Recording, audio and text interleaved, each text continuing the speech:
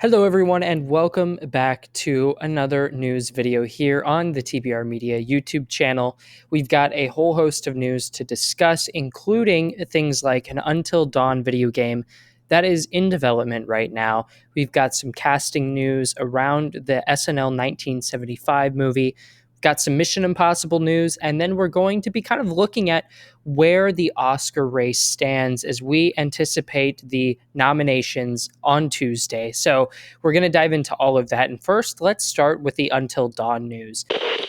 This is really interesting, and I'm excited to see where this goes because I really do like Until Dawn. It's one of probably the early PlayStation exclusives that I actually experienced when I finally got my PS4.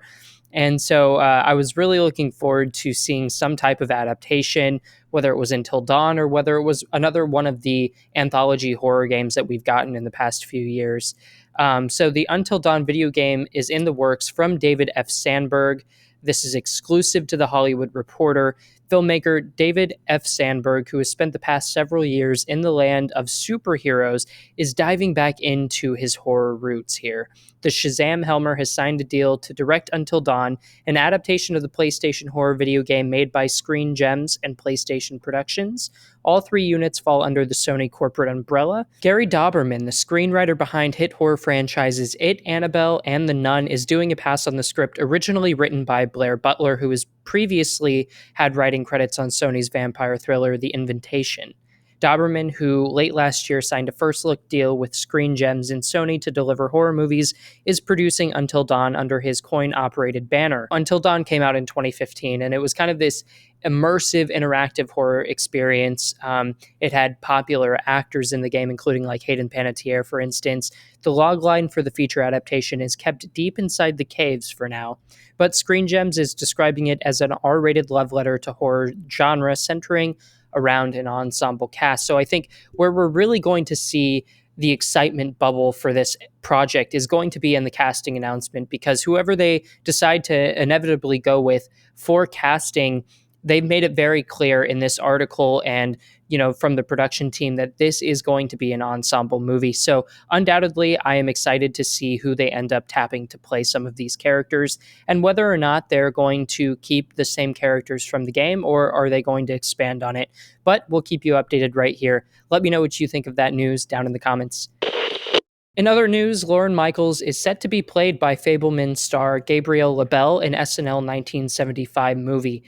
So this cast for this SNL 1975 movie includes some pretty heavy hitters, including Gabriel LaBelle, who we just mentioned, and also Cooper Hoffman from Licorice Pizza. You can see my little tin right over there. I love Licorice Pizza. I think it's easily one of PTA's best films of late. Jason Reitman is directing the film for Sony Pictures about the debut night in October of 1975 of the NBC sketch show that is currently airing its 49th season. LaBelle, who had a breakout role in Steven Spielberg's 2022 semi-autobiographical drama The Fabelmans, is set to play the SNL creator Lorne Michaels. During a recent interview, by the way, it should be noted, Michaels, who is 79, discussed his future with SNL and cited Tina Fey as a worthy successor to run the show when he is ready to retire.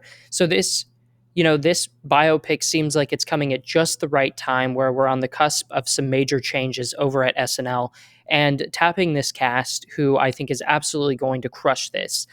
It's really exciting, and it's really exciting to see this story be told, and I'm curious to know how they're going to navigate the actual narrative and what we're going to learn from this pick. For the next bit of news, we are looking at Mission Impossible Dead Reckoning Part 1, which is no longer titled Mission Impossible Dead Reckoning Part 1. It's arriving on Paramount on January 25th, but it's losing Part 1 in its moniker. So this is an interesting development that we had heard about a few months back with Paramount trying to decide whether or not they were going to switch the title, keep the Part 1, or what they were going to do with the film. And I think Tom Cruise has a pretty hot streak of, and really it's not that many times that this has happened, but I'm thinking of like The Edge of Tomorrow, for instance, which had three separate titles, working titles in its course of its production life. After the film was released, it was changed to Live, Die, and Repeat. So the copy of the film that I actually own says Live, Die, Repeat on it, not Edge of Tomorrow. But nonetheless, I think Tom Cruise has this curse with film titles. Do I think that dropping part one is necessary? No, not really. Do I think it's a good move? Yes, I do. Obviously, this Mission Impossible entry didn't do as well at the box office as its predecessors. Nonetheless, I think it was still, a fun time at the theaters. I think it was still a really great action movie in 2023. Um, I just think that the separation of the part one is going to help people maybe go out and see the next installment, which is going to pick up this storyline that we got in Dead Reckoning Part One. But I think dropping it now is the right move if they're going to do it at all. And, just stick with it. Stick with it after that, Dead Reckoning. And then whatever you want to title the next film, you kind of have an open air decision making process that the executives and everyone at Sony can go through, and Tom Cruise, of course, to try and figure out what will draw people back into the box office. So let me know what you think of the title change. Will you be watching it on Peacock when it drops? Let me know. Next up, Variety did a really good roundup with kind of where we're at in the Academy Awards or Oscar race. So, Variety put together a list written by Clayton Davis of the final Oscar predictions according to one of the biggest trades in the entertainment industry. Oppenheimer is projected at this moment to receive the most nominations with 13, and Netflix to lead for all studios with 21 total. So, this is a really interesting write up, but I just kind of want to put it out into the universe because the Oscar nominations are upon us. And like I said, this week we will be getting our glimpse at the Academy Award nominations for this year's Oscars.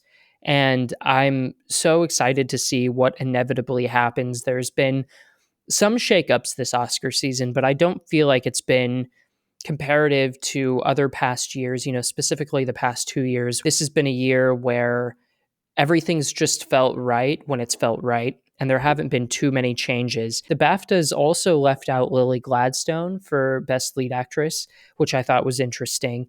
And overall, Killers of the Flower Moon was the only thing that really kind of got shut out of the BAFTAs. Regardless, it still got a the Best Picture version of the BAFTAs. So I'm curious to know where these Oscars are ultimately going to land up for the nominations. I'm excited though. So in Davis's roundup here, he predicts that there could be 4 movies earning more than 10 nominations each, with Barbie at the top of the list there with 11, Killers of the Flower Moon, Oppenheimer, and Poor Things, marking the second time that many films have surpassed double digits in 1 year. The first was 2019 when The Irishman, Joker, Once Upon a Time in Hollywood in 1917 achieved the feat. So we're looking at a year here where multiple titles are likely probably going to get into the double digits with their nominations in each category. Alexander Payne's Heartwarmer, The Holdovers, is likely to have a good morning with acting front. Runners like Paul Giamatti and Divine Joy Randolph earning nods, most likely. However, this is the Oscars, so there will be some surprises. One shocker may see Michael Mann's racing pick, Ferrari, crossing the Best Picture lineup. The Academy might also pepper some Saltburn among its picks, particularly in the screenplay category, where Emerald Fennell's acidic portrait of high society should resonate. Some actors' phones might not be ringing with congratulatory calls. Bradley Cooper's portrayal of Leonard Bernstein in Maestro has well been received. However, given Cooper's jobs as director, producer, and writer on the biopic, some members view his movie as a vanity project.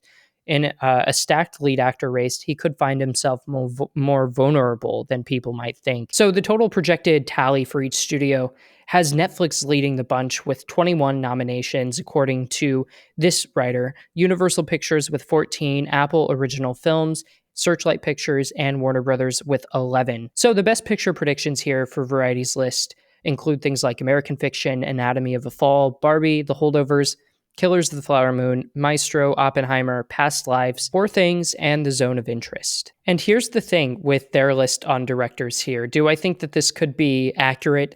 I do, but I think that there's a glaring hole here, and that is Greta Gerwig for Barbie. But nonetheless, Davis writes that The Zone of Interest from Jonathan Glazer might get in, Yorgos Lanthimos for Poor Things, Chris Nolan for Oppenheimer, Alexander Payne for The Holdovers, and Martin Scorsese for Killers of the Flower Moon. And as an alternate, we have Anatomy of a Fall in there for the best director race as well. And like I said, Jonathan Glazer could be an upset here. I don't think many people are predicting Jonathan Glazer actually get into this race at this stage. But like they mentioned earlier in the article, I think that there's room for some surprises here. But I just don't see a world in which Greta Gerwig is not nominated for Barbie. But I could be wrong. For the actor in a leading role, Variety's picks are Bradley Cooper, Coleman Domingo, Paul Giamatti, Cillian Murphy, and Jeffrey Wright. And I think that's a pretty good rounded cast there. Coleman Domingo for Rustin, that movie kind of fell off after its initial release. Not a lot of people were talking about it. I don't like the film as much as I like Coleman Domingo's performance in it, so I'm glad to see him get a nom here. I think it's Paul Giamatti's year. I think Paul Giamatti is easily the favorite to take for The Holdovers at this point, just with the Critics' Choice and with the Golden Globes. It's looking like Paul Giamatti has the Oscar. Not quite in the bag yet, but certainly is giving Cillian Murphy a run for his money. And finally, why don't we talk about actress in a leading role? I think this one is pretty set in stone with what I'm seeing on this list here. We have Emma Stone for Poor Things, Margot Robbie for Barbie, Carey Mulligan for Maestro, Sandra Hüller for Anatomy of a Fall, and Lily Gladstone for Killers of the Flower Moon. This is pretty set in stone. An alternate that Variety kind of threw up here was Annette Bening for Nyad, but I just don't think that Nyad has really broken through the awards cycle in conversation as much as it really needed to propel her to the next level in the way that someone like Coleman Domingo was able to kind of maneuver the awards circuit and the interviews and the press tours beautifully. And I think that has positioned him in a better place to actually get that nomination over someone like Annette Bening. Nonetheless, I think Annette Bening's performance in Nyad is great, and it certainly is up there with the best among the year. So obviously, we're not going to go through this whole list because we would be here for 10 years, but I will link this Variety article down in the comments below, and you can tell me your thoughts on where you think that the Oscar race is stacked up before we get the nominations announced this week. I'm really curious to know everyone's thoughts. If you've gotten this far in the video and you haven't subscribed, please consider doing that. Also, make sure to give this video a like and ring the bell so you never miss a notification when we upload or go live. And until next time, take care, everyone.